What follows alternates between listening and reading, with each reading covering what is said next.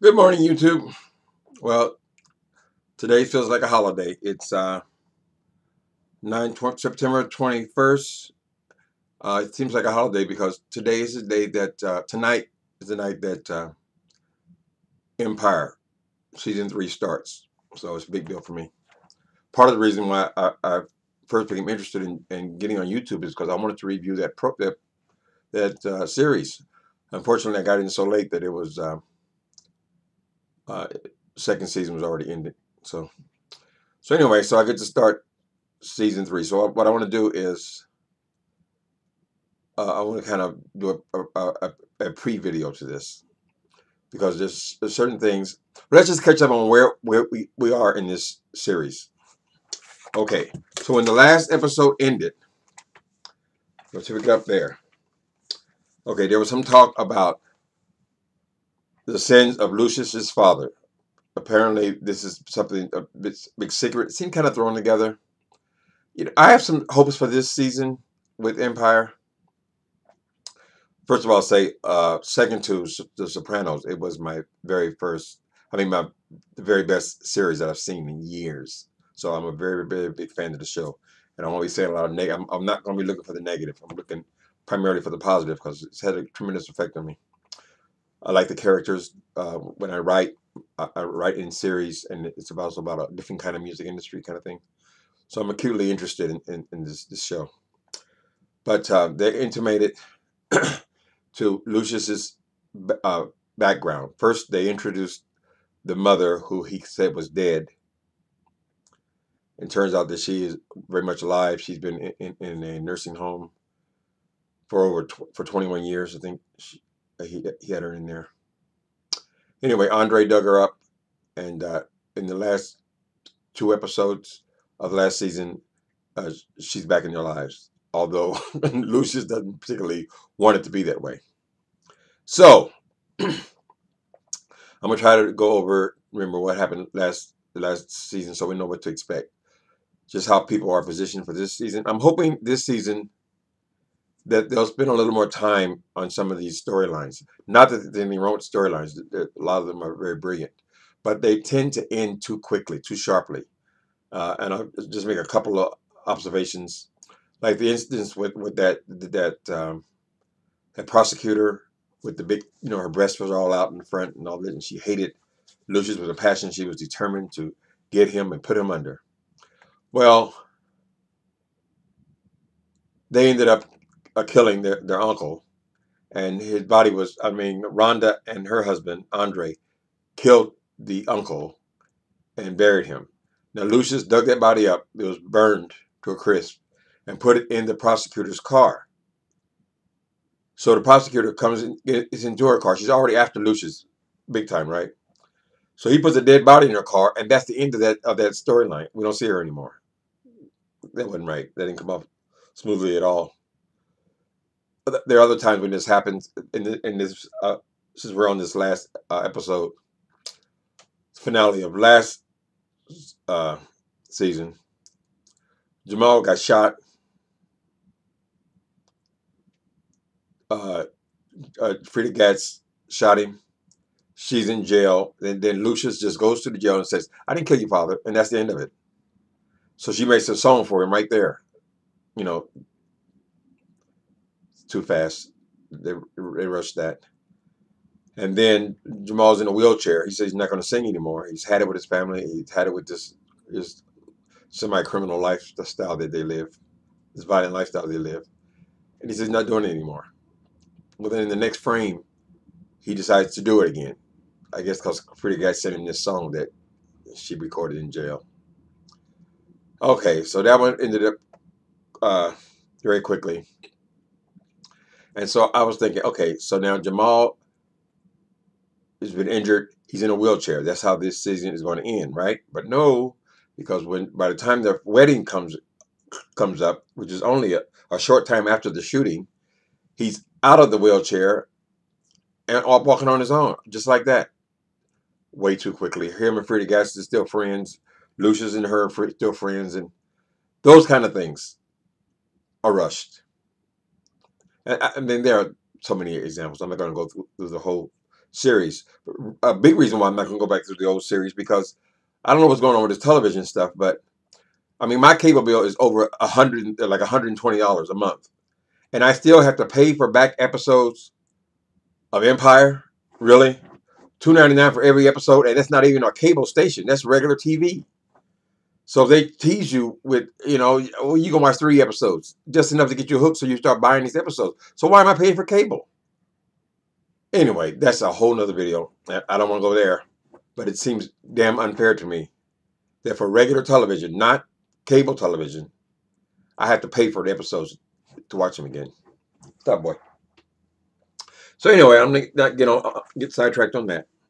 Okay, so I wrote a couple of notes here. What else happened? Okay, so Jamal is out of the wheelchair again. He's singing. They made this dramatic song for the wedding.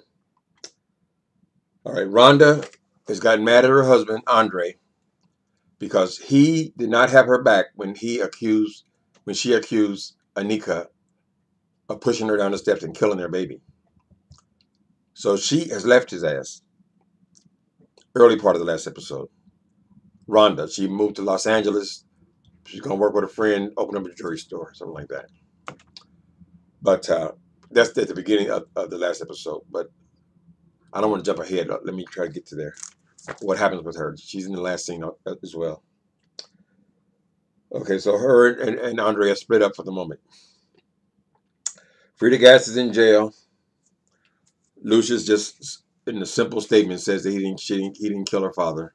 She believes him, and she goes on and records a record for him right then. Now she just tried to take him out too quick. I realized that was like the last episode. They had to probably speed things up, but they could have left that one hanging because that doesn't make any sense.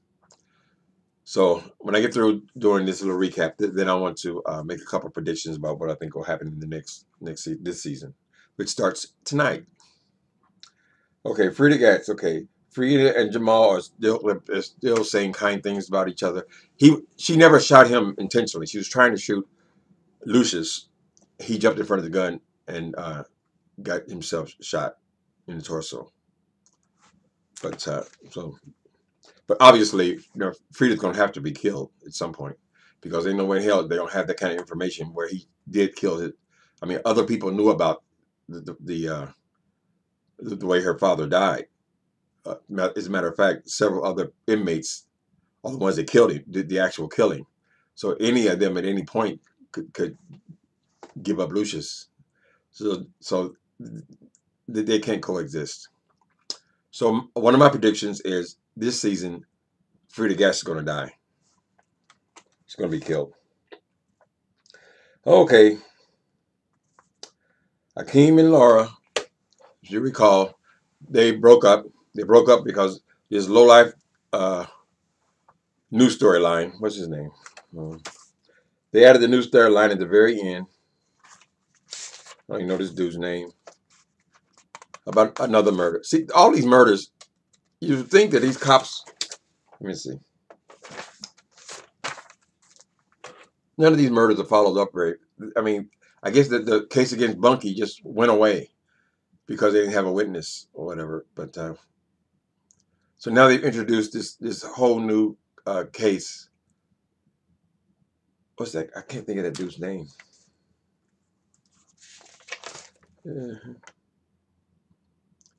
Shine. Okay, this dude is a lowlife. Shine. When we first meet him, he's putting a body into a trunk like it's just regular routine, as Cookie's going to visit him. He's loading his body into a trunk. That's how we meet him. And she offers him money to not snitch about some murders that they committed. Apparently, Lucius had, while Cookie was away, committed 4 murders. 3 of them she understood or she knew about, and 1 she didn't know about, which was a hit. And this guy knows about it. Now, since they're so anxious to kill everybody, you would think that he would be the first one to go.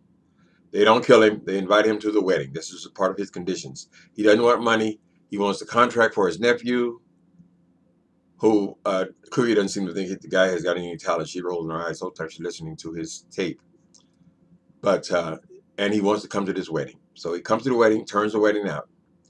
When the parents, the parents of the girl, uh, when the parents of the girl see this horrible fight they have at the wedding, they call off the wedding, or they intimate to her to call it off, and then she agrees when they start, hitting each other in the head with champagne bottles, and they turned it out. Some low life dude. I don't know. That storyline was thrown in there so quickly that I don't even want to try to go and rehash that one. It's unclear, but it's left open. When you're writing a series, you have to leave some things open, some things closed. So that guy is still alive as we're going into the next season. Okay, but she calls off the wedding, leaves him at the altar. The feds break into this wedding and subpoena Anika to testify about, although I don't know if she actually witnessed the murder, but she certainly knew a lot about him. They were together 5 years. She was around all of his business. She lived with him and worked with him. They subpoena her. Okay, so from that point, first she tries to kill herself so she won't have to testify. So now she's up on a ledge. She's up on a ledge. She's going to jump so they won't testify. She won't have to testify against Lucius, which is probably a play for attention kind of thing. Because if you really want to kill yourself, you just run and you jump onto the pavement. You don't sit there on the ledge until the whole party shows up to save you. So, but at any rate, they come up with one of these instant plans. Lucius says, okay, we're already set up for a wedding. We already have a license that we got back in whenever they were going to marry her before. And I'll marry Lucius. I'll marry Anika. Lucius will marry Anika. And then she can't be compelled to testify against her husband. Cookie is furious because in the same episode, the last episode we saw, they were flirting with each other, Cookie and Lucius. And then he's going to marry her. That's not going to end well. So I'm worried about Anika's chances of survival here, because now he done married her. They got his grandchild in her, who is Akeem is the father, so he's the father and the grandfather. Lucius will be the father and the grand. That's not going to work. Something will have to happen to Anika, obviously. Probably Cookie's going to murder her or something like that in the next season. This is just, a writer can do whatever they want to go. They go whatever direction they want to go. I don't pretend to have superpowers, but I predict something's going to happen to Anika, and this might be her last season. Okay. So when we start this new season, Cookie and Lucius are 50-50 partners in the running of Empire. It's a publicly owned company, trading company now, so they have a board of directors and all that, but they're both co-CEOs. Okay, what was it? What I heard? Shot at the Hulam. Okay. All right, so that's kind of what's going on, how they left us. The last scene in this thing was, the last scene of last season was Anika. She's supposed to be in L.A. now, so I guess she's coming back to L.A. Anyway, she attacks, what's the other girl's name? Jeez, my brain is going, people. Okay, Rhonda is supposed to be in L.A. That's what they said in the early part of the episode, but now she's back, and she finds Anika on the terrace of some room. So now she just got off the damn terrace, ready to kill herself. Now she's back on the terrace again. But this time, Rhonda attacks her. So the last thing we saw was Rhonda going for Anika again. They already fought, and then Anika already tried to kill herself, right, jumping off the ledge. And now Rhonda's attacked her. And the last thing we hear is a scream. as they say, blood curdling scream as somebody has gone over the ledge. We assume. We hear a scream. We see her attacking her, and we hear the scream, and then the credits come on. So that's how it's kind of left. Okay, so I think if I just guess a couple of things just for fun, I think in this time of gay marriage and so forth, I think Jamal is going to have to fall in love with somebody and marry them. I think it's the logical thing that needs to happen. We haven't seen a lot. I mean, gay marriage has been around for over a year, and we haven't seen a lot of gay weddings. So that would be, I think, a good way to go. That Jamal could actually be married. I don't know what happened to his old boyfriend. I kind of liked the Latin guy. He disappeared. So Jamal was having this little sex thing with this producer, who this closeted producer, and they were actually on speaking terms at the end of the episode. So I hope he's not going to get involved with some closet queen. That would be for him. That would be a horrible situation. So hopefully he'll fall in love. I mean, as far as I'm concerned, he could fall in love with the old boyfriend he had. I don't know what happened to him. They just took him out to scroll him out the script. And since gay marriage is legal, you shouldn't be able to walk away without nobody knowing anything. Just fade to black, you know? So maybe he'll come back and he'll marry him, or maybe they'll find another lover for him. That's my big prediction. I think I'm sure Frida Gash is going to be killed, because you can't get around the fact that Lucius killed her father. So just like back in the gangster days, somebody kill your father, you kill the whole family, because when the kids are adult or of age, they're going to come for you. And they've already shown us, went out of their way to show us that she is the type that will kill behind her father. Like she attacked the guy in the barbershop because he said something about her father's chair, because they had marked his chair or something like that. And she attacked the man and pistol beat him.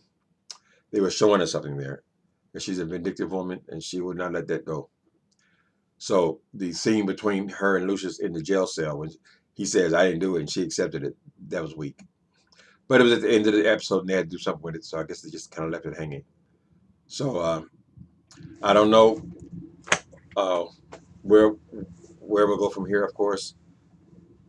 I'm hoping, though, that they will walk some of these storylines through, like that hair prosecutor. At first, I hated that woman. I couldn't stand her. I thought she was so over the top. But by the end of her stop, boy, by the end of her 3 episodes or so, I kind of liked that chemistry between her and Lucius. He had an enemy, someone truly hated his ass, and she saw the body screamed, and that was the end of this storyline. So I didn't like that.